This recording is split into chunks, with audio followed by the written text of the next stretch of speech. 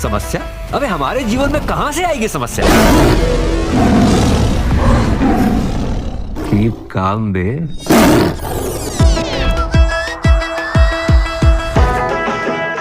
घर पिंजरा लगता है आपको?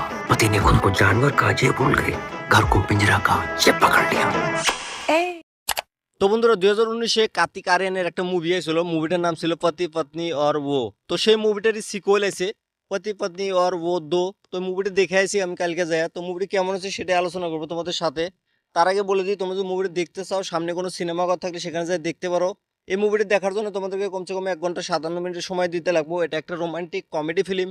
এই মুভির মুখ্য চরিত্রে আছে আয়ুষ্মান খুরানা, সারা আলী, তারপরে বামিকা গাপ্পি, রাকুলপ্রীত সিং, বিজয় রাজ, আর বহুত ভালো ভালো অ্যাক্টর এই মুভিতে কাজ করছে। আর মুভির ডিরেক্টর হলো মুতাসার আজিজ। তো এই মুভির কাহিনীটার কথা যদি বলি, মুভির কাহিনীতে একটা ফরেস্ট পুলিশ অফিসারকে দেখানো হয়েছে যার নাম প্রজাপতি পান্ডে। তো তার একটা খুব সুন্দর বউ আছে, তারা সুখে শান্তিতে আছে। তো প্রজাপতি পান্ডে যেখানে জব করে সেখানে তার একটা গার্লফ্রেন্ডও আছে। তার সাথে সাথে পুরানা গার্লফ্রেন্ডও আসে তার জীবনে আবার ফিরে। তারপর কি হয় না হয় সেটা যদি দেখতে চাও আর জানতে চাও তাহলে তোমাদেরকে মুভিটা দেখতে লাগবে। তো এই মুভিটা আমার কাছে কেমন লাগছে যদি বলি, এই মুভিটা কিন্তু আমার কাছে অত একটা ভালো লাগে না কে। মুভিটা দেখে আমার একটু হাসি বানায় কে, আর মুভিটা খুব বোরিং বোরিং ফিল হয় আমার।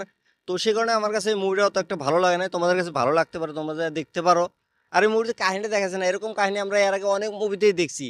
নিজের বউ থুয়ে আবার অন্যজনের সাথে লাইন মারা, তো এমনভাবে দেখানো হয়েছে, পরে ধরা পড়ে, তারপর ঝামেলা হয়ে যায়, এমনভাবে দেখানো হয়েছে। লাস্টে যে ক্লাইম্যাক্সটা দেখাচ্ছে একদম বিল্লে ক্লাইম্যাক্স দেখাচ্ছে ভাই, হাসি একটুকু পায় না ভাই।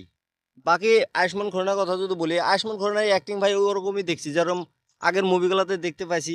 তো সেমনভাবেই অ্যাক্টিং করে ভাই, যেমন ড্রিম গার্লের ভিতরে অ্যাক্টিং করছিল না, সেমনভাবেই করছে এই মুভিতেও অ্যাক্টিং। বাকি হিরোইনের কথা কি বলবো ভাই, তাদের অ্যাক্টিং ভাই অ্যাভারেজ ভাই, অত একটা ভালো অনেক খারাপও না। বিজয় রাজের অ্যাক্টিং সবচেয়ে বেশি ভালো লাগছে, তার অ্যাক্টিংয়ের জন্য আমার অল্প হাসি পাইছে। আর কমেডি তো অত একটা খাস হয় নাই গিয়া।